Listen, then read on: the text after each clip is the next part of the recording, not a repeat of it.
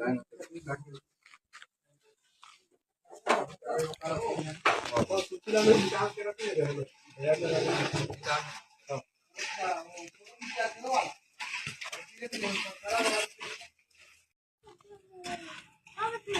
Guys, ये है हमारा सोसाइटी। इसमें धान बेचते हैं सभी लोग।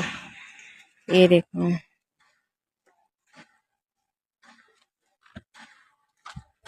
मेरे को भी नहीं पता था, मैं भी फर्स्ट बार आई हूँ यहाँ पे। मेरा पापा बोलने लगा कि बोरी खाली हो जाएगा, लेने आना, तो मैं बोरी लेने आई। तो देख रहे हो यहाँ पे क्या होता है। जीजू आगे खड़ा है।